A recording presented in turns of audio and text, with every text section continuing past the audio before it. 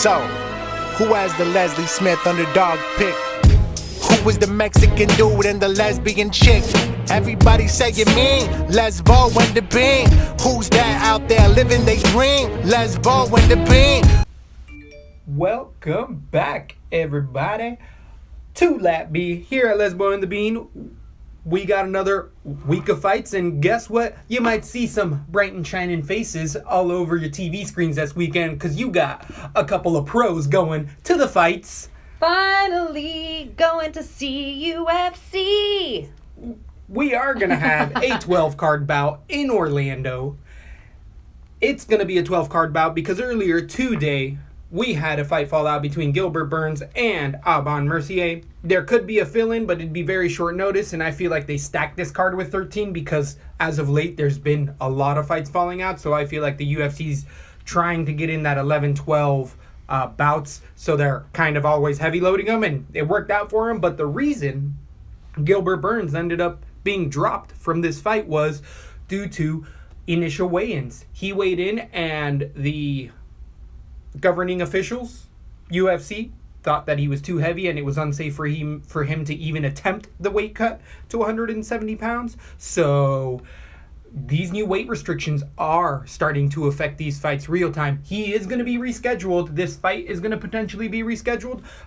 But the fact that it is even in jeopardy means more stuff like this is going to happen. So beware. A lot of these heavier guys, we got to really keep an eye on and see what goes down the pipe. I like it. They got to get fit or move up in weight. I like it. We've been talking about something needs to happen anyway, and until this has kind of always been a rule, but you never hear somebody getting sent away because of it. So it's nice for a change that this happened. It sucks because Aubin Mercier is one of the guys I wanted to see the most at UFC Orlando. But there'll be other times, my sweet fairy-looking love. Doesn't he look like an elf? I could totally see that. He looks like he should be on that. There used to be that show. Liv Tyler's brother on Game of Thrones. Funny. Not Game of No, Lord of the Rings. No, but it's funny that you said Liv Tyler and Lord of the Rings, but not Lord of the Rings. But that too. But same guy. I think he did The Hobbit in the dark. Shia LaBeouf? No, goddamn. No, the guy who did the J.R.R. Tolkien. Or wait. Tolkien. Yeah. I think Martin? he did R.R. Martin? R.R. Martin. He did the cartoon The Hobbit. That's no, that so was Tolkien. old. That was Tolkien. Tolkien. And so The Hobbit, and then at the same time when I was super young and The Hobbit was like on HBO, there was this other bullshit show that came on with puppets called The Dark Crystal. And Yes, that show was dope. That was like scary. That was vultures. real scary. Yeah, there was scary vultures, Yeah. and then the lead guy looked like Aubin Mercier. Oh, I know what you're talking Yes. about. It is 100% true. Yes. Like that puppet looking thing. Yes. I always think if you put that wow. little straight-haired wig on Aubin Mercier, he would look just like him. Wow. So I didn't mean fairy, I meant elfish. Fairy. Puppet demon. Yeah. So, to the fights, it's being headlined by Jeremy Stevens versus Josh Emmett in Orlando Who? at the Amway Center. Who is funny you say, because I think Cub Swanson actually has a really good point in saying this guy's never fought at 145 pounds because he didn't make weight for it. So he's being ranked fourth doesn't really make sense, which I completely agree with. I 100% agree. And I didn't even think of it till I heard Cub say something or read him say something about that, but it's very true. So the UFC is definitely doing a lot of changes. It's not the same old show, and people that are like, I want the same thing, we're past that same thing. New shit's coming. This ain't just it. I know we're going to get to the fight when we talk about it, but it's funny. I think if this were a belt, if every fight had a weird belt of something you could give away, this would be the who the fuck is that guy belt, because Jeremy Stevens is who the fuck is that guy. Right. And Josh Emmett is who is this guy headlining a card? Who is he? I mean, really, if you're not a really hardcore fan, you have no idea who this guy is. I think it's the second fight in the UFC. No. Third? I think it's his fourth or fifth. Emmett's. He fought a few times, I believe. At 55, he made his debut because it was short notice. Oh, yeah. I forgot. Yeah, it's been a bit. He's had a few. Yeah, he's had a couple fights. But is he new at 145? yeah, well, that's what I'm saying. But he's not new because he didn't make weight. So he tried to go to 45, missed weight, had the fight, won it, and then they ranked him 4th in the 145 division. Oh, he's fought a lot in the last 2 years. Yeah. I'm like, he hasn't been around that long. I remember when he came in. He's fairly new, but he's jumped in there and got a lot of wins. Yep. And it's that alpha male. Interesting stuff when we get there, but we are going to start from the bottom to the top. From the bottom to the top. We have, at bantamweight, Manny debuting Bermudez versus Albert Morales. Manny Bermudez is 11-0 with mainly submissions coming in. Against Albert Morales is barely hanging on, 7-3. His 3 losses have come in the UFC, but they've been to Benito Lopez a month ago. Then he lost also to Brett John's decision, which that guy's looking a little better than I initially thought. Beat Sohamthath in a split decision, which was very controversial, and lost to Alameda. But either way, Morales for me is ultra hittable. His wrestling has really never looked good, and I thought he was going to make changes earlier on, and he still hasn't made those changes in his takedown. So I'm assuming he's coming in with the same plan of trying to keep it standing, not moving his head as much. He's durable, but I feel like he relies too much on his durability. He does have power in his right hand and good inside boxing, but slows down even though he keeps a good pace on him. His ring IQ isn't the best. He's a good scrambler. And I just feel like he needs a little bit longer at 26, down at that regional level, to really bring it all together and get that takedown defense. That's been his biggest issue. With Manny Bermudez debuting, he really wants to get you to the ground. He actually has a piston of a right hand, throws it down the middle really fast, and a lot of the submissions he gets, he hurts people striking before finishing them off on the ground with submissions. On his position, he is very intelligent on the ground. He is the favorite, even though he's the debut, and I can see it all the way around. He's elusive. He can get it to the ground via takedowns as well. He'll get a double underhooks and take you right down, drag you down. Isn't worried about not getting the submission. He has flashy submissions at that. Beautiful triangle transitions into arm bars. Very elusive guy. He's going to be very fun in the division. I think Albert Morales might get his ticket on the way out after this fight, but I got Bermudez with submission round 2. I think Morales sticks in there a little bit longer. On DraftKings, 8-8 for the debuting fighter against Morales' 7-4. I think everybody's seeing kind of what I'm seeing. Morales just hasn't stepped it up to that next level. What do you think goes down in this one? I agree. Morales has never really been UFC caliber, and he's just hasn't really impressed me at all. As far as I'm concerned, he's lost 5 in a row. He shouldn't really be in the UFC at all, much less ranked 47th in the world, in quotes.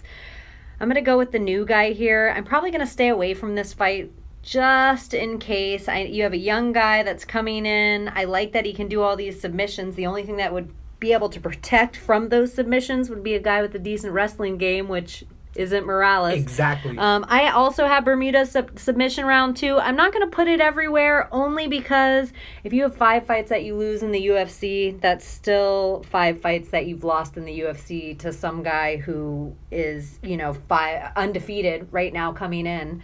I also think they're having an interesting thing since WME with the rankings. Like, they have to put rankings on the fighter to make the general public interested in it. Mm-hmm. So we're seeing these forced rankings on guys like an Albert Morales. Right.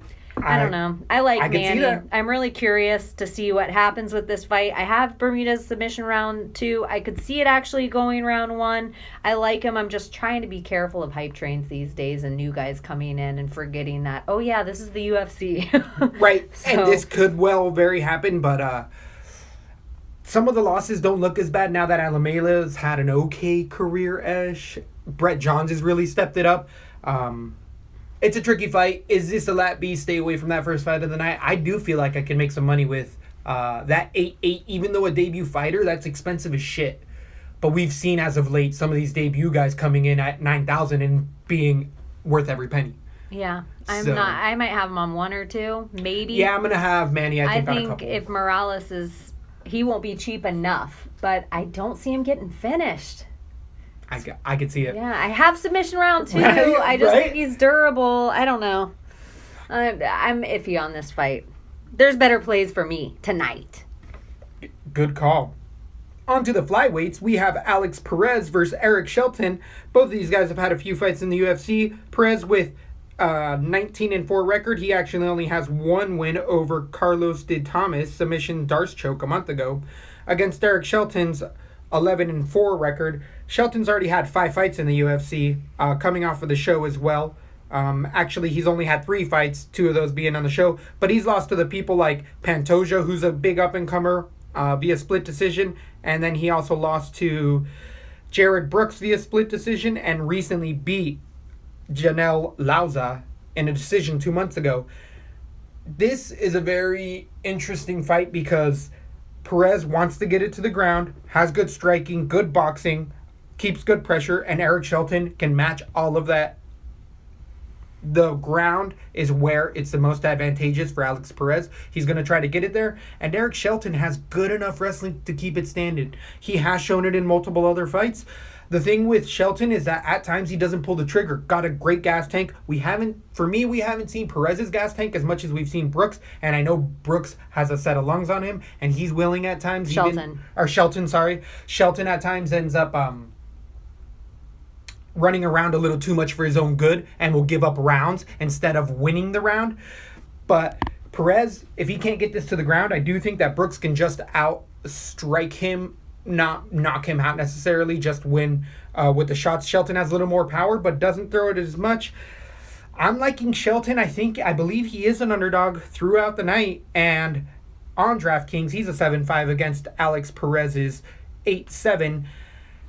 I'm going with the underdog Shelton decision. I might switch later on in the week, but I'm feeling comfortable with that. He keeps this standing and just turns it into a striking decision. How do you feel this goes down? I have Perez right now. I know he's a favorite. He isn't going to be a guy I put everywhere, and I actually have him to win by a submission at the end of round 3. I don't think it's a cardio issue, and I just think all guys match pretty much everywhere except one guy shines somewhere.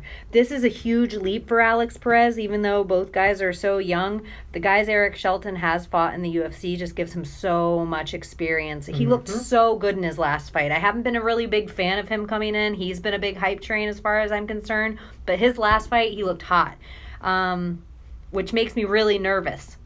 So I have Perez submission round 3.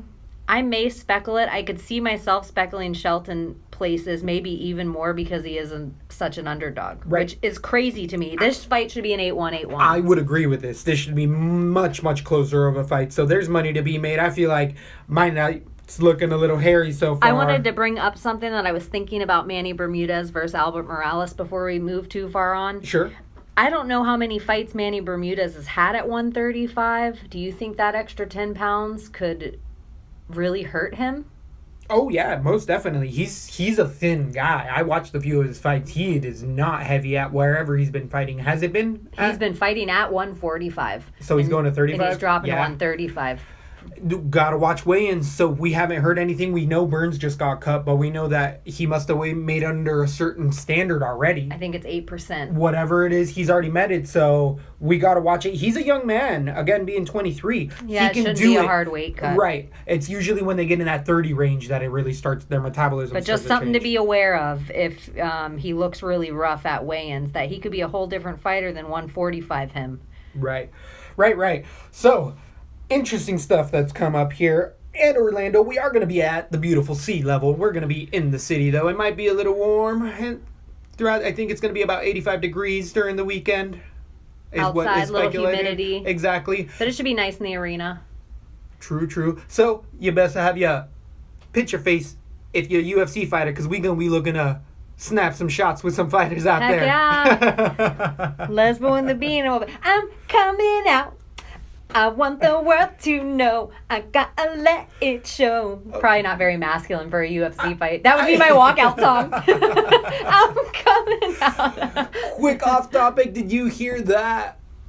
Elias Theodoa himself is going to be the first ring boy for Invicta fights. I did. And I don't know how I feel about it. He's going to wear a hoodie and shorts. Fuck the hoodie. It's for advertisement, so he can make more money. I think he should wear the smallest pair of shorts. Otherwise, it defeats the purpose. You might as well, if it's for advertisement so you can make more money, why don't you go across in one of those things that guys wear to race suits, the jumpsuit? Why don't you just go across in the jumpsuit? Then you take out the whole point. Or let the girls cover up just as much so they can put advertising on them. Have them wear freaking the robes that they do in the middle. Yeah, doesn't it seem like, come on. Yeah, full burqa.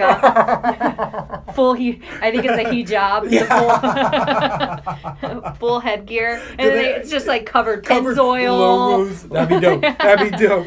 So anyways, I think it's kind of bullshit. Don't you think you should be showing a little titty?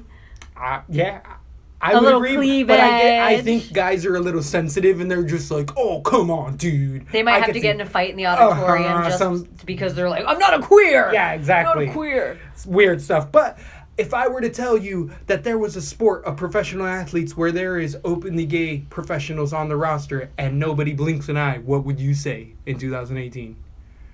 I mean, it's not WNBA, but let's say basketball, NFL. You'd be like, what? There's no gay players in the basketball and NFL that I know of. Wasn't there that football player? He went to Canada. Nobody picked him up. Yeah, I know, but wasn't he for a minute? He got picked up first. Yeah. And then they let him go before he started because they're like, you're bringing too much heat. This is too much for us to deal with. But here in the evolved era of combat sports, we have openly gay fighters all the way around, and the promotion actually admires it and throws it out and supports. Do we have any male gay fighters? No, which is interesting. We've had I think that's what we've talked about from the beginning. That's it. No one cares about... I'm trying to give him some height. No, this is I'm trying to give him some height. This is what else I really think. We were watching all the sports of the Olympics, and I don't even remember what sport we were watching, and I was like, that she's gay. And a friend that was over was like, don't you think they're all gay? And I'm like, that's the point I'm trying to make. Most female athletes, I would say... It's okay to think they're gay. Yeah, I think most of them probably are. What about male figure skaters? I think most of them are probably gay. Yes. Don't you think you're attracted to certain things because of who you are as a person? Like, if you're an uber friggin' masculine guy, you might like to hunt, you might be a firefighter. Like, that might be what you're attracted to. If you're a masculine woman, you might be attracted to the same kind of things. Sports to me is pretty masculine. Dancing and ice skating is pretty feminine. If a girl ice skater said, oh, I'm a big old dyke, that would surprise me. That's a good point. Like, that would be if she was like, hey, this is my lover. And I'd be like, what? Shut up. But the guy, no surprise at all. So if that same lady skater was just like, hey, what do you think about Russell Doan and Haniaya? What would you say? Oh, I thought the whole reason you were having this conversation was because of Haniaya. I was like, did Haniaya come out? He's a jiu-jitsu whiz, has definitely been in the sport for quite some time. Being 24-9 for Yaya, he's coming off of a win against Doan's, 15-7. Coming off of Doan's last win is to Ho Kek Kya 7 months ago. But before that, Doan had a 4-fight losing streak against some not so good guys. And both of these guys, Yaya being 33 years old with a long career, at 33 for Doan, also having an extensive career. Yaya has been the jiu-jitsu ace on the ground. That's where he wants to get it. He has garbage takedowns. Always had garbage takedowns. Has never changed it. Doan has good takedown defense. Okay gas tank. He does get a little sloppy later in the rounds, but does have power and can throw in unique submissions at times. If Doan chooses to go to the ground at all, he's going to get eaten alive. Yaya really starting to spam the takedowns as well and later in his fights where he's just leaping at guys where I'm like, uppercut or knee is going to finish this guy one day. And I feel like Doan can potentially do that. I feel like Doan can also keep Yaya off of him.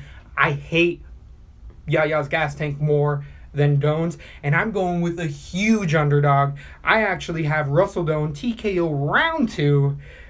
This is crazy. But I feel like not even the Hawaiians. Where's Doan? 808. It is out of Hawaii. His whole camp, he's training with Max.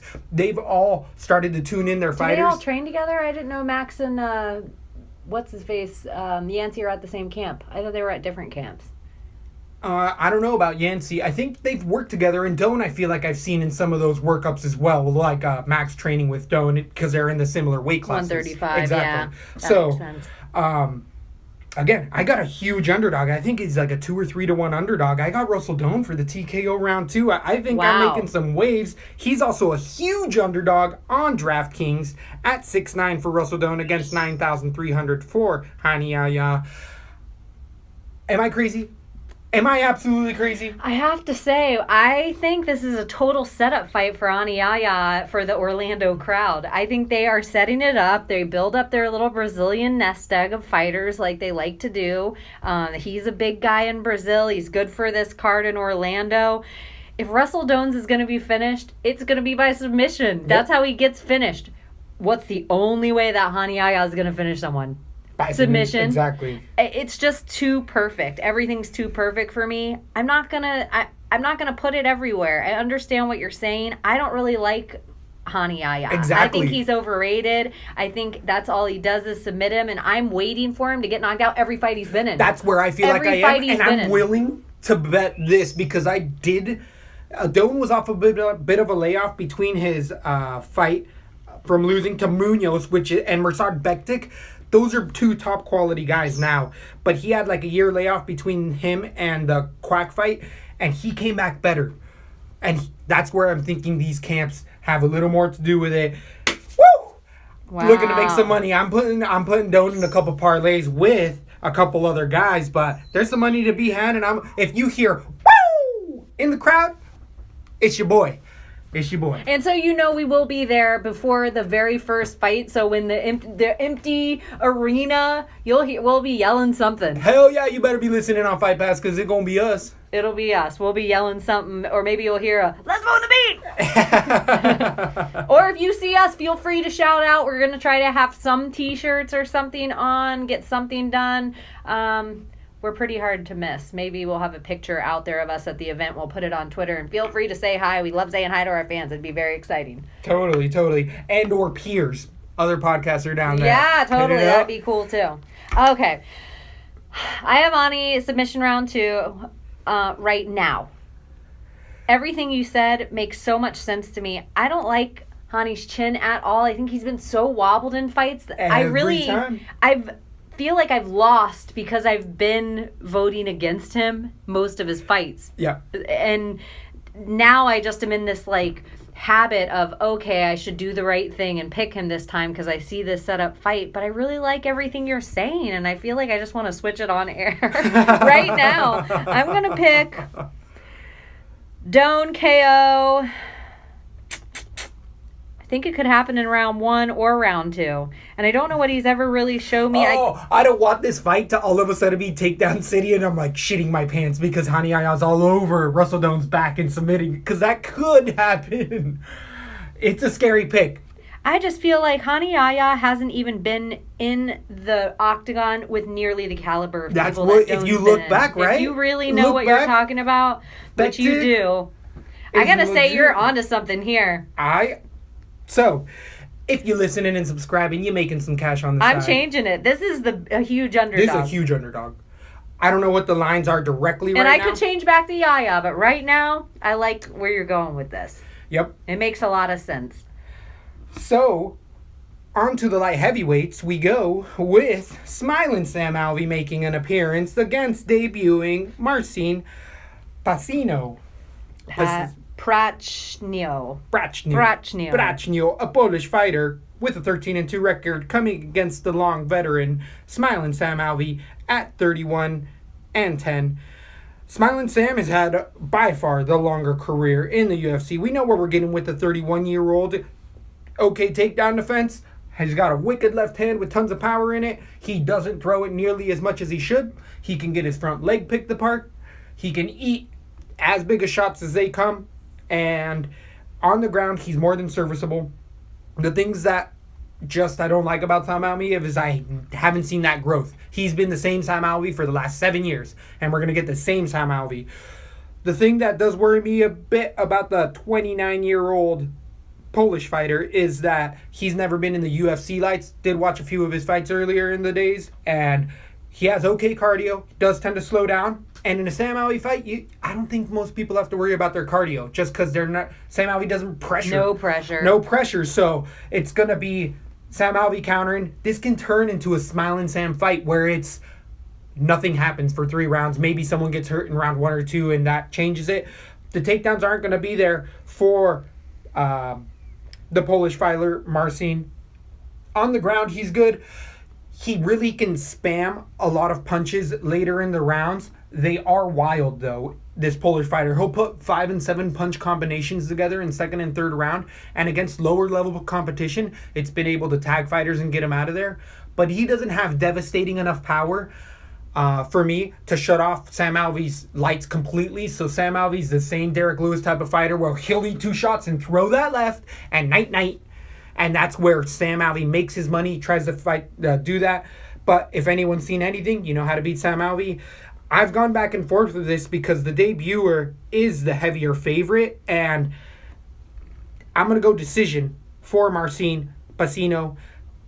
Just because I'm looking to fade Sam Alvey more than anything. I think he's very, very figured out. I want to root for Sam. He's the guy that I'm there for. But, again, I got decision. Pacino. I'm not putting this anywhere. The lines are Pacino 9,000 against Smiling Sam Alvey 7-2. No way I'm picking this dude for 9,000. He's not finishing Sam Alvey in the first round. Not many people do. Sam Alvey. I love Smiling Sam. I not only think he's been figured out, he's a guy that he makes the crowd feel good. He'll be able to fight for another few years and do what he does, but even if he were to win, he isn't going to knock this guy out. And if he won by decision, which is crazy, he'll get you like 40 points because it's so lackluster. There's no pressure, there's no kicks, and there's barely any punches. He waits until somebody's right in his zone, and then he just throws wildly. Maybe he'll clip him, and then it backs out again. I'm not worried about either guy going to the ground, and I do love Sam Alvey. That being said, I love a Polish fighter. I don't like Sam Alvey fighting at light heavyweight. I don't think he's ever had a huge weight cutting issue where weight cutting's hurt him and that took away his power in fights, and so him moving up for this makes me really nervous. I would say the normal 185er might not be able to turn off Sam Alvey's lights, but a 205er I do think will be able to. I'm gonna go, I think Pacino will finish the fight in probably round 2, maybe even round 1, and that makes me so bummed out.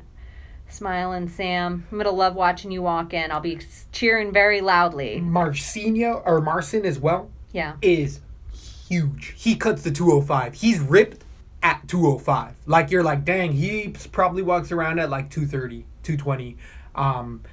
The gas tank is held up. Again, that lower caliber stuff. So yeah, unfortunate.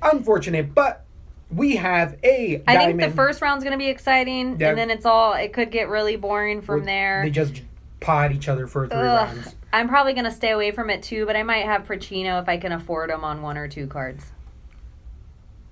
On to the welterweights. We have Alan Jouban versus Ben Killaby Saunders. Brahma is coming in with a 15 and 6 This record. fight should be on the main card. Yeah, I agree with this. This is a better fight than most of them. Are you kidding? That's what I'm saying. This is a diamond in the rough. This is such a good fight. Yeah.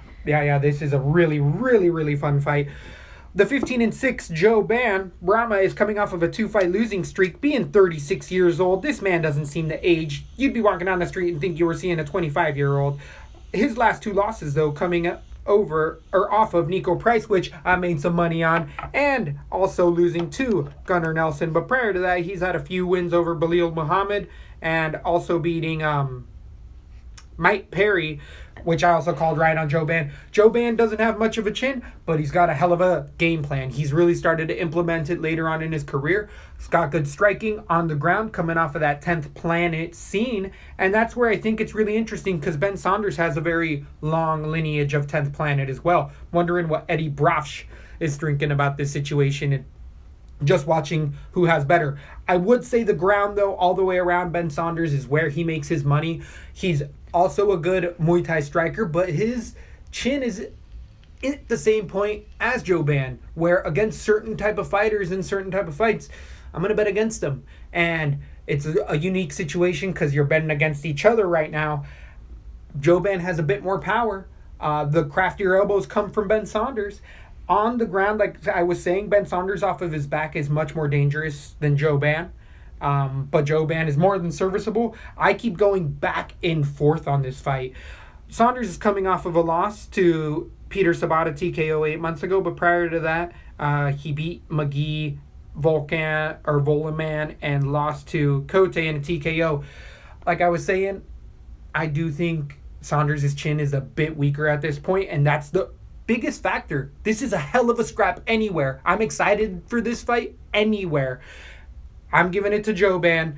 I'm looking to fade both of these fighters soon on to many points, and this is the way it fell out. I got TKO round 2. Sorry, Killer B, and I usually roll with Killer B. Oh, I just went back and forth. I had Joban while you were talking, and I just switched it to Saunders. Ugh. Saunders is at his hometown. He's training with Robbie Lawler. Good point. Out of American Top Team Orlando.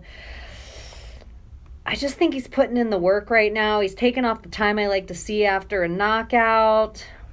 His win was okay over Court McGee.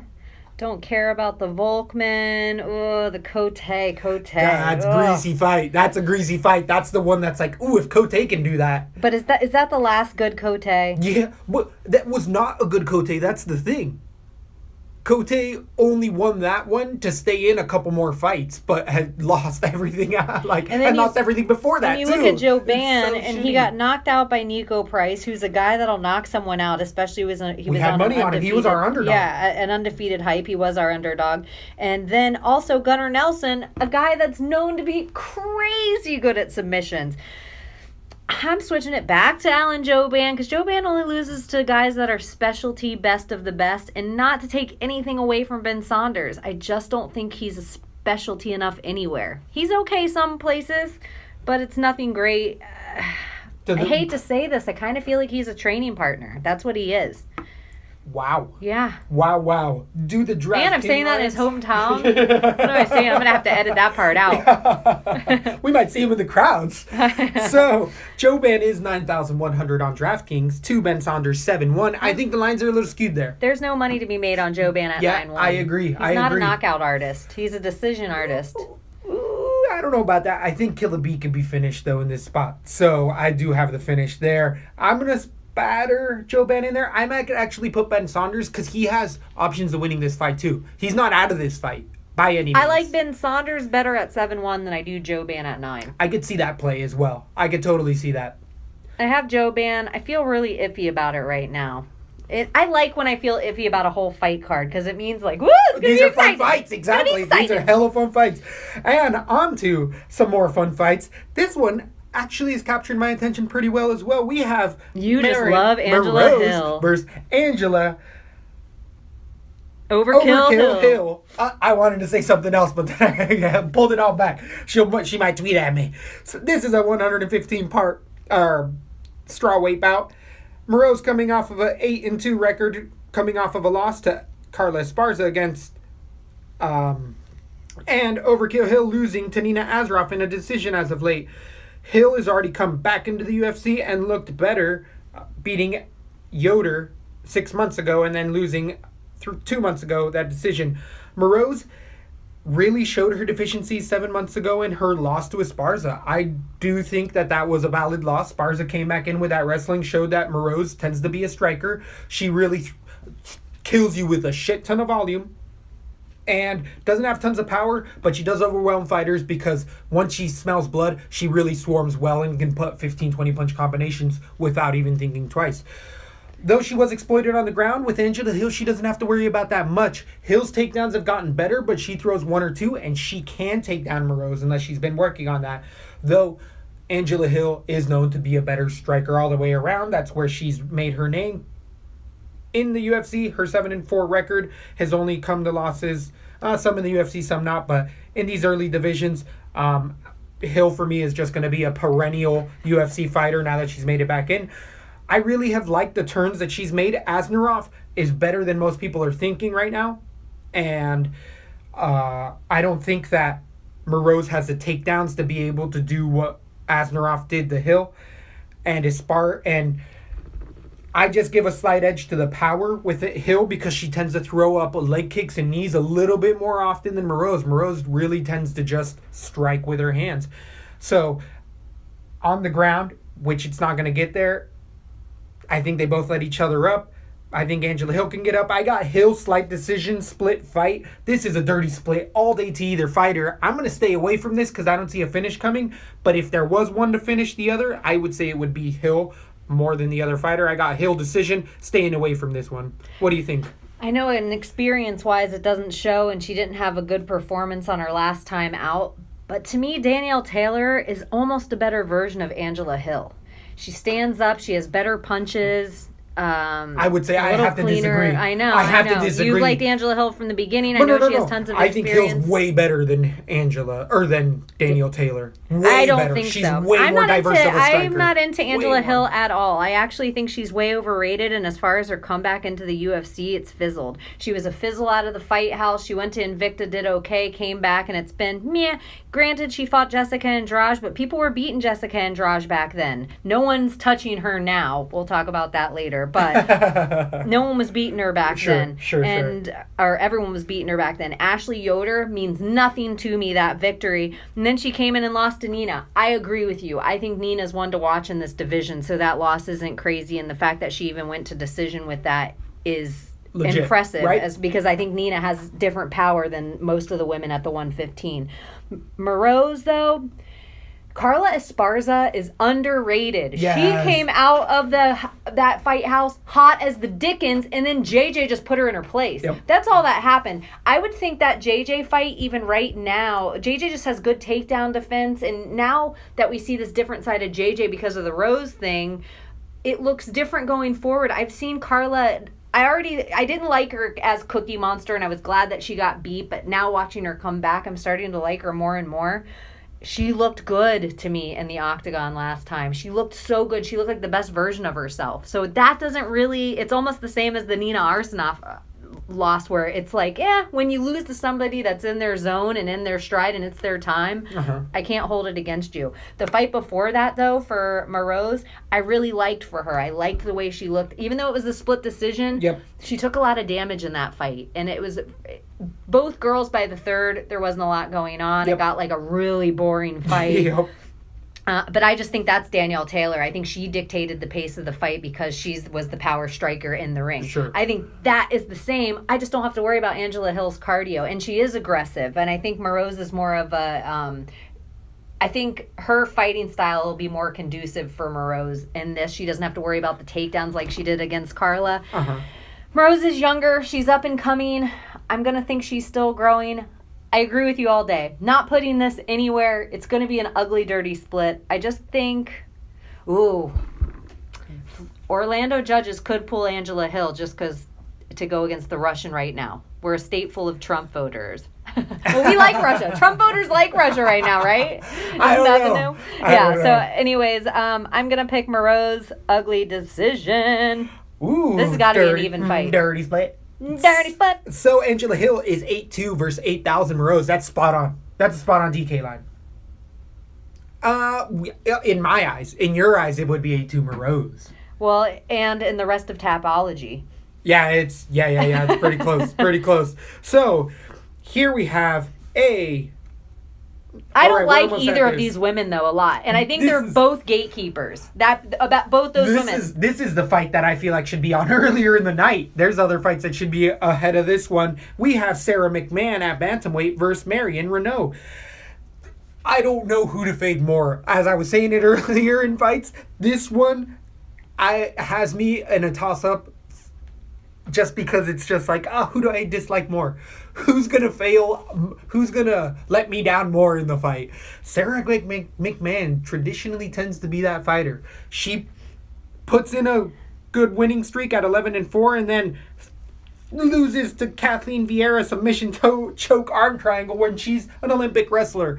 And she's looked, as of late, extra muscular at this 135 division.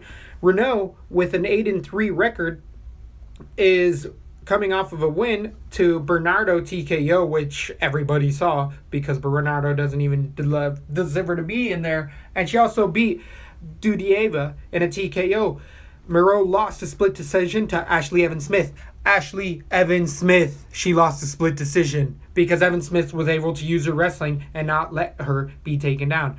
She also lost a decision to Holly Holmes, showing that Moreau's at 40 years old. Holly Holmes. Holly Holmes decision. Who never wins.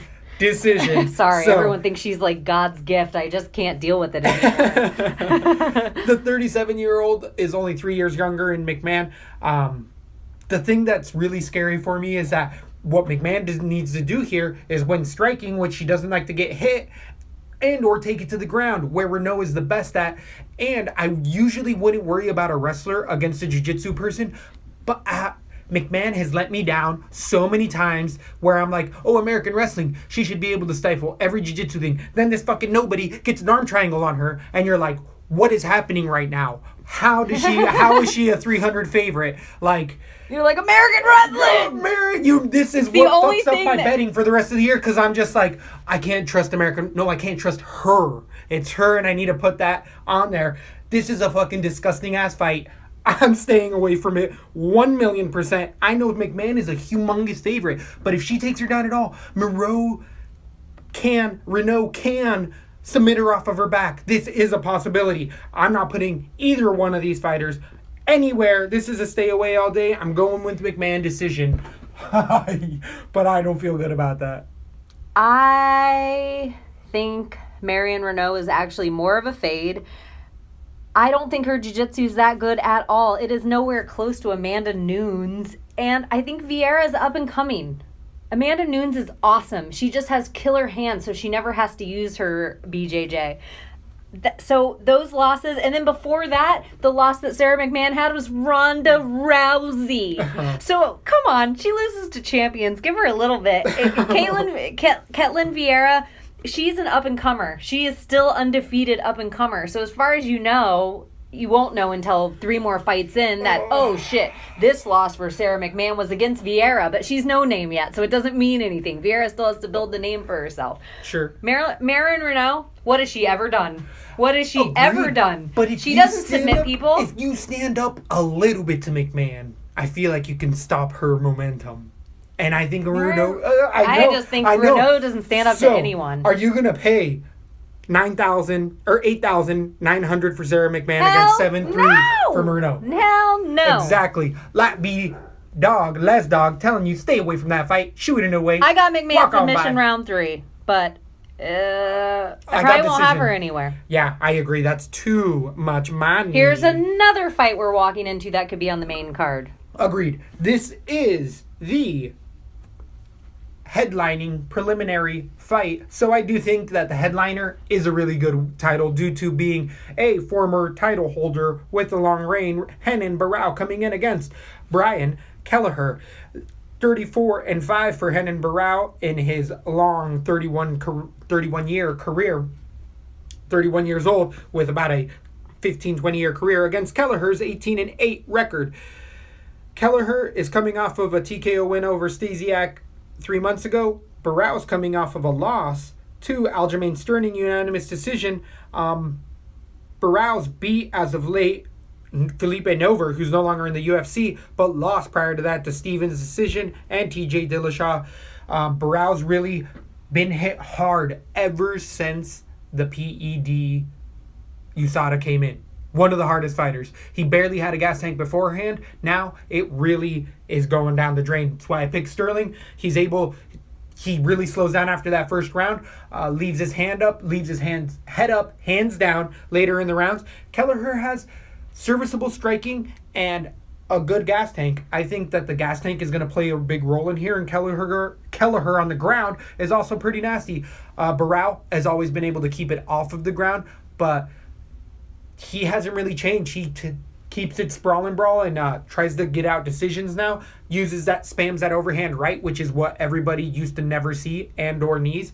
And Kelleher, I believe, can move enough, get in there with takedowns, and make this a disgusting split decision type of a fight. I am going with the underdog with Kelleher. Barão is the longer veteran, but I don't like Barão's fight IQ. Barão sits into his same pattern of striking over and over again and tries to keep it standing, where Kelleher's won and lost and still is growing a bit more.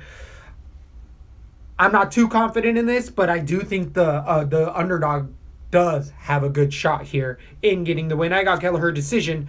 It's going to be a split type of thing, maybe a full-on 30-27, 29-28 Kelleher for me. What do you think goes on in this one? Kelleher's going to finish this fight. Wow. I see it going in round 2 with the ground and pound, and then he just swoops up the submission to put Barao out of his misery. There are some key factors going into this that are, 1, Barao's always in wars, and I am fading him from this point out. Number 2, Barao needs to move up in effing weight. We were talking about it earlier on this podcast, and we talk about it over and over again. He can't make 135 anymore at 31 years old. He is no longer capable of doing it, and he didn't make it last time, and I'll be surprised if he makes it this time. This could be another fight fallout as far as I'm concerned. When I see a guy that I guess could be a guy that falls out, and I already think he has an iffy chin, and he's cutting the extra weight that he didn't the time before, against a guy with pretty good hands for the 135 division. I actually like Brian Kelleher all day. I could even see it being a knockout, but I do think he won't throw the extra hands if not need be, and he can grab the submission. He's always going to go with the submission if it's there. So I think he figures out Henin, but it's not even a figure out. It's just that Henin won't be all the way there. He is a ghost of his former self. Agreed. And so it's, if he was fighting old school Henin Barao all day, he kills Kelleher. But I think this is a solid underdog, and I'll have it on a couple of cards. I like Kelleher in this fight. Interesting. Might have had a LaTB play all of a sudden. There's so many wager gauges. I don't even think I have to designate one. There's so many. Yeah. So, what's the numbers on this one? this one is actually Henin Barao 8,500 on DraftKings against Brian Kelleher 7,700. I'm going to put Kelleher on quite a few, not everything, because I don't want to ruin my night. You can't 100% any fighter in the UFC. Yeah. You just can't. We don't want to Yancy Medeiros ourselves. So, on to the main card we go. If you haven't liked or subscribed by Don't you now, hate when people's phones do that when you're watching a podcast or something? Because you look at your phone, yeah, you're you like, look ah, at shit. your phone, you're like, oh, that was on the TV. Well, it was just another like and a follow on the Twitter there, so hey. thank you for interrupting the show with that.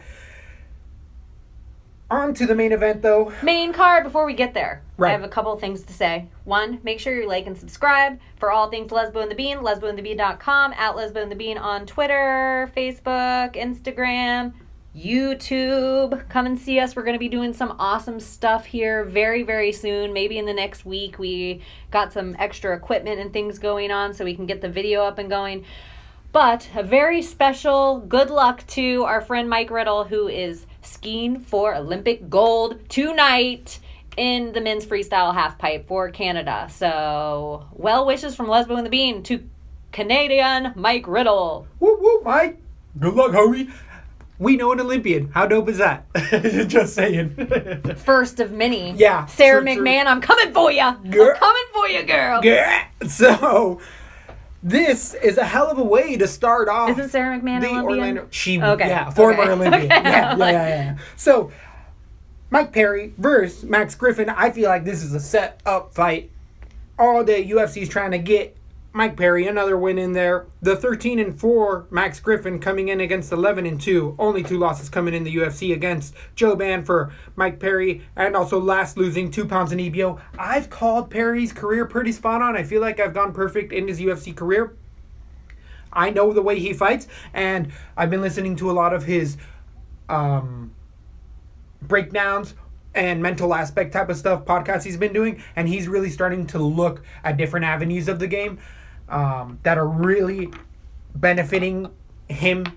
He's starting to realize that he wants to brawl in there, but other guys aren't brawling anymore, like Jobin and Ponzinibbio. He understands that he's got to brawl at times and not at times, and Max Griffin is one of those guys who likes to brawl. Mike Perry's going to oblige him by far, but I do think with the avenues that Perry has been looking at, he's going to have a couple more angles. He's already implemented elbows a little bit better and leg kicks, which Max Griffin does not check any kicks at all. Griffin does have power. This is a shootout. I know that Perry's the big favorite, and he rightly should be. He has crisper boxing, more power, and it relies on his chin a little too much for my liking. he has been able to take the shots, and Griffin hasn't. Griffin has beat lower level competition, and his loss to Zaleski decision really exploited his gas tank. His win over Montano, who's no longer in the UFC, doesn't really do much for me. And the TKO over Covington really overwhelmed him. But you know that the takedowns is the best way to beat Griffin, and this is just going to be a firefight. I like Mike Perry in this. I think he can get it done in the first round, but this is really more of a coin flip for me. It's just not a solid pick. I could see Mike Perry going down because Griffin has that type of power too. His chin is held up so far. I just think that it's all on the chins right now, and this is going to be, both of them are going to land a punch at the exact same time. Griffin's not going to get up, and Perry's going to, his nose or his face is going to cut open, and he's going to have another highlight performance. I got Perry. I'm not going to put him on everything. I think a lot of people are going to be playing him, and I might even put Griffin on a couple because I just see this being a finish regardless before the second round's over. Wow, I think that's totally crazy to put Griffin on anything. I don't have a lot of sure picks, but I think this is a set-up Mike Perry pick.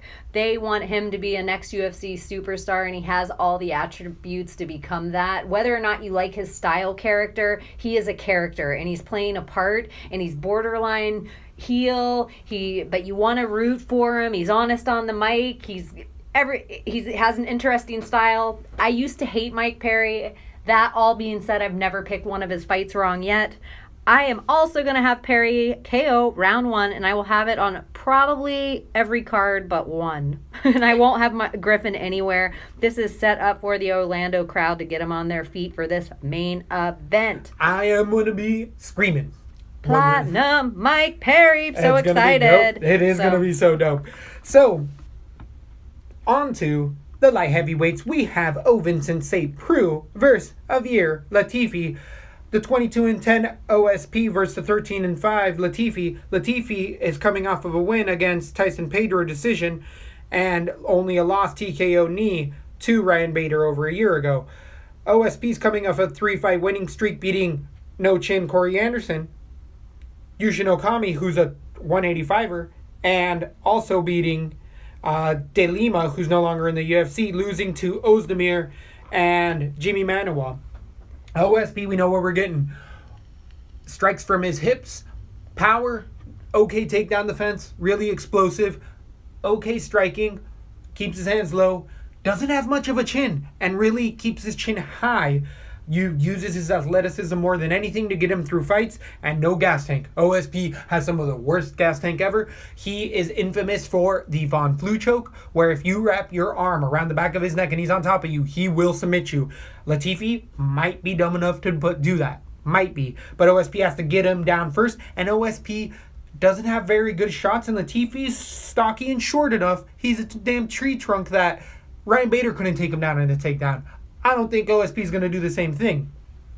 Or he's going to be able to take down Latifi. Latifi has tons of power with that overhand right. What we have seen, though, with Latifi as well is he has been finished with a body kick. OSP has good body shots. He actually can pinpoint them every once in a while, but it's just Latifi opened up as an underdog, and I ended up getting some money in on him earlier, and he is now the slight favorite over OSP. Actually, on Tapology, OSP is the favorite. Who gave him the body kick? Was it Jan Blachowicz? Blachowicz ended up finishing him, but he rattled off a 3-fight winning streak against a couple guys before that. On the ground, Latifi's also the better grappler, I would say, the more compact guy, the stronger guy. This is a really interesting back and forth. Like I said, I got my money on the underdog before he was the favorite, but I think the betting odds have come in, even though the Tapology is also saying OSP should be the rightful winner here. I got Latifi, TKO round 1 or 2, maybe submission round 1 or 2, because I do think on the ground he's better than OSP. But I'm an OSP hater, and I feel like we've even said we need to back off of hating OSP so much. He's not that bad. I think he is that bad, and Latifi can show it.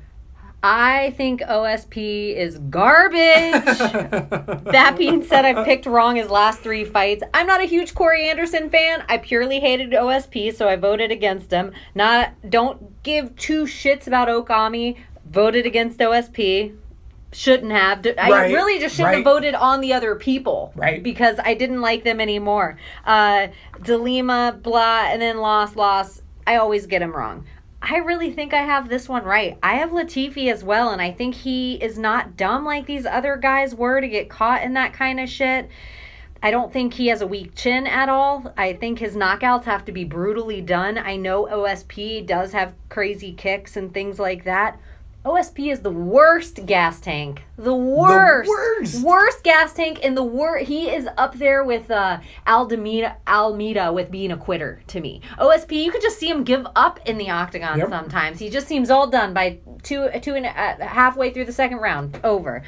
I have Latifi here. I think he finishes it by the end of round 2. I think he has the harder punches. I think he has the better ground game. As long as he watches out for the one choke. As long as he watches out for that one thing, I think he'll be fine. And so I have Latifi KO round 2. I'm going to split. I'm going to have him on a couple cards. I won't have OSP anywhere. I am an OSP hater. Take that for what it's worth, people. So we have Latifi at 7,900 against OSP's 8,300. Need I say more? I'm putting Latifi on a lot. I like Latifi. So, on to the straw weights. We have the co-main event. We have Jessica Andrade. This is Evo and FOT, and this could be the fight of the night. This could be fight of the night. 10-1 for Tecia Torres, only getting a loss against Rose Namajunas, the current champion, at 115 against Andrade's 16-6 record. Andrade only losing 2 in the UFC, 1 to JJ, and coming off of a mauling of Claudia Gadelha. I picked Gadelha in that fight, and I think a lot of people did, and Andrade showed that she could keep up a pace now, eat a shot, ward off submissions, and just out-muscle fighters with her physicality. That could happen here. Tecia Torres has actually pretty good takedown defense. Known to be a striker, can keep it kickboxing. Really point fights. The only few finishes that Ticia's ever gotten is accumulation by 1,000 cuts. And she's gone to Colorado with Pennington and changed up her camps and not looked bad. She's coming off of a 3-fight winning streak, beating Watterson, who is not good. Also beating Juliela Lima, which is all right. Beating Rawlings in a decision and only loss, again, to Rose Namajunas. Tecia Torres tends a decision, Andrade can decision and or finish now. So there are more avenues for Andrade in my eyes. The only way Tecia Torres wins this fight is a decision. And for that reason, I think that Andrade is going to keep her up against the fence a lot like Lineker, go to the body and head, can eat anything Tecia throws at her. Tecia does throw some good head kicks as well, but I feel like Gadelha throws way harder and landed those shots already at Andrade, and Andrade walked right through them. So I got Andrade's decision, if not potentially a finish in the later rounds, just by wearing her out. This is going to be a really fun fight, hopefully. I hope Tecia doesn't just run away, because Tecia can have boo fights. She can have a whole bunch of Ric Flair woos, because she's going to be turning and running as soon as she gets that right hand flying right by her face. How do you feel this one goes down? I really like Tecia Torres. I think she's growing leaps and bounds. I still think she has waves to make in the UFC. I just think Jessica Andrade is a soon-to-be champion one day. I don't know when. I think her and Rose and JJ, I don't know if JJ will stay in this weight class, but her and Rose, maybe Claudia, they'll be battling this out for the next few years to come. It'll be like that TJ, Dominic Cruz thing going on. Claudia Gadelha is a better version of Tecia Torres. In every aspect, she's a better striker, better on the ground. I did not think Andrade could come out and put on that performance. And every single time that Claudia went for a takedown, Andrade's scrambles were so good she ended up on top, grounding and pounding her every time. So I don't really see what's a dangerous spot for Andrade that Tecia could put her in. And I don't think Tecia can throw the volume of JJ or with the power of Claudia. So I'm not worried about Andrade's chin at all. I think she knows how to point fight if it goes to decision, but I hate to say this. I don't see it going to decision. She's going to get on top of her and ground and pound probably around the end of round 3, because the other thing with Andrade that is picking up leaps and bounds over and over again every fight we watch, God damn, her cardio is looking good. She comes out in round 3 and looks fresh like it's the halfway through the first round still. Yeah. So I think Andrade is a pretty sure bet here, and I think she lays enough. Even if she goes to decision, she throws enough volume, she's still worth points. What are the prices? 9-2. 9,200 for Jessica Andrade to 7,000 for Torres. Ooh, I'm going to put Andrade on a few.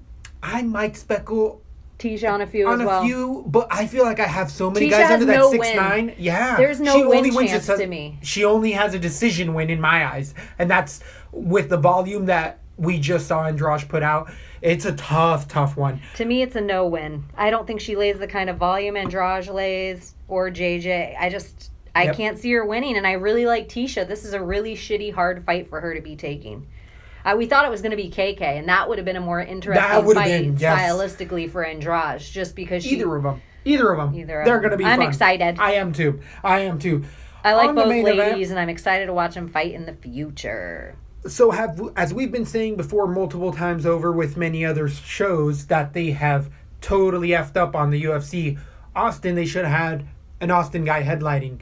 Orlando, they should have a Floridian. They only have everybody that could have headlined this. There's so many other names that could headline that live in Florida somehow, but we're bringing out the Californian like Stevens. Platinum Mike Perry. Right. It's a Fox night, but we have Jeremy Stevens versus Josh Emmett in the main event. This is a 5-rounder at 145 pounds. We got to watch out for Emmett's weight cut. We also got to be watching him. He hasn't made weight at 145 pounds yet. 13-1 for Emmett against a 27-14 for Stevens. Little Heathen is known as a knockout artist, even though he hasn't been knocking out guys for a long time. Stevens actually knocked out Choi a month ago. Damn it. Beat Melendez in a decision and lost 2 to Carnero in a split decision and Frankie Edgar, but has also beat Henan Barao and come into his own in his 31 years of life with that he started fighting when he was 18 and really started to understand the game once he went to Alliance and started working with Dominic Cruz and started to realize that cardio was a real tool in the ring. Josh Emmett is the atypical alpha male guy. Uses wrestling in reverse in order to stay up, throw that overhand right, and throw. Now, alpha male guys are throwing that right, and they're adding that left that he hit Lamas with on the outside. Mm-hmm. So, look for those 2 punches. If we see it, Dominic Cruz and Jeremy Stevens camp sees it as well. Emmett has an okay gas tank. He has been gassed in his loss against Des Green split decision. It was Emmett's gas. Green put a pace on him, out-wrestled him and worked him. And Jeremy Stevens doesn't have the best wrestling, but he is serviceable and has good takedown defense as well. Emmett has pretty good takedown entries, but a lot of these alpha males guys, like I'm saying, like to keep it standing and just spam that kickboxing style. There's a couple kicks for Emmett. Jeremy Stevens can throw that. The biggest factor that I don't know if enough people are talking about, maybe they are, is I feel like Jeremy Stevens has fallen in love like a lot of these other guys, and he's already seen it work. Those low kicks to the shin. And alpha male guys really like to plant forward on that front leg to throw that overhand right over the top. I feel like in the first round, this is going to be a Yoel Romero. All these fights we're seeing where dudes' legs are breaking in the middle. Jeremy Stevens has that potential, and I'm going to say TKO round 3, Stevens due to leg injury. Emmons doesn't get off the stool. Wow, I like how precise. Woo! I like the precision. I have gone back and forth with this fight so much I couldn't even pick it while you were talking. I like Jeremy Stevens. Frankly, none of his wins are impressive to me. Or at least not in the last few years. I looked through him. Duho I thought was overrated. I really like him. Maybe, I don't even think he's the best guy out of South Korea. I really like him, though. I like the kid. Do I ever think he'll really make waves? No. So the Gilbert Melendez decision. Gilbert Melendez should have been out 4 fights before that fight. So you went to decision with him. You didn't even finish him. You went to decision. That's a little depressing. Was that at 155 though? Aren't some of these fights for Jeremy Stevens at 155? I think he's been at 45 for a bit. Okay. Now. He has fought at 55, but yeah, as of late, it's been 45. Frankie Edgar making it to decision with Frankie is impressive to me, but Frankie doesn't finish people. He just wins decisions, so that's what he does. And then Henan Barao, which we've talked about earlier tonight, and that's within the 2-year mark. Josh Emmett, the Ricardo Lamas victory, huge. Yep. Every person can be knocked out, and I'm so nervous that it was just like a fluke. Yep. Was it a fluke? I don't like that little Heathen fought, 2 months ago? So He didn't quick. it was a quick finish, though. He didn't take any punches. No. He landed an uppercut and just landed a bunch more, and Choi was out. Oh, okay. Yeah. I thought it was like a little into the first round. Yeah, it might have been a minute or two, but compared to most fights, I don't remember Not like Stevens. 15 minutes Yeah, of punching. of a war or anything like that. Arantes, I feel like I had... I had Lamas, and I think I had Arantes. I think I voted against Emmett for a while now. I might have had him against Des Green. I might have. Gosh, dog it. This is a fun one. And then in my head, until you said round 4, he doesn't get off the stool, I had Emmett. But now it's a 5-round fight. I know Stevens can go 5 rounds. I do remember Josh Emmett having really bad cardio, and I do like everything you're saying about the leg kicks. I'm going to go with Stevens too. I'm not sure about a finish yet. I have Stevens' decision. But I like everything you're saying about those leg kicks. I would like a leg kick finish. Interesting. I think that would be really interesting, and I think he has figured it out with those leg kicks. Does Josh Emmett to have the power in those punches to knock out Jeremy Stevens? I'm not worried about him. Stevens has good takedown defense. I'm not worried about that. All right, I'm going with the hardest puncher in the 145. I'm going with Jeremy Stevens is 8,600 to Josh Emmett's 7,600. I'm going to go with Little Heathen. I could potentially, just because these guys can do the decision 5-rounder, I could see both of them going on there just because if they don't finish each other, they're going to land 150 punches apiece. Yeah, they're going to be throwing for sure. For the whole time. Both of these guys got serviceable gas tanks. I think we gave everybody enough picks. You don't have to pick a loser. A card, yeah, exactly. Do we have an underdog pick? We have a few. We either had LaTB or Kelleher. Right, who's going to be the more comfortable We fighter? were 50% last week with the double. I don't want to do a double again. I agree. It's a lot. It's a lot of pressure. It was a lot. It was. We didn't need Yancey. We were fine with our Black Beast, and we should have just stuck that Yeah, because we felt comfortable Even with though that. he became the favorite I'm toward just the saying, end. well, because we didn't have a recap this episode. I'm just saying, Black Beast, exactly as I said, lost that fight until the 3rd round. Came back. Exactly. I'm just telling you. I'm telling you. I know how Black Beast does it. So there's times to fade. It wasn't that fight. Black Beast is kind of similar to a Mike Perry style, if you really think about it. You know those guys fight. You know how they fight. You know who they can and can't be. So we have the other fighter that we were potentially thinking of was Brian Kelleher versus Henan Barao. Yeah, that's what I said at the beginning. Oh, wait. Kelleher or those are the two. Kelleher or Latifi. One of those fighters are underdog. Who do you want it to be? I feel good about both of those picks. I feel great about OSP always Fs me, so I feel better about Kelleher. And I feel like I feel better about Kelleher too, honestly. I think Yeah. there it is. There it is. I think our Leslie Smith underdog pick, we can never get it. Never. Leslie Smith underdog pick, Brian Kelleher this week. Make sure you like and subscribe everywhere. Follow us everywhere. And you are listening to Lesbo and the Bean, UFC Orlando. Let's go the beat!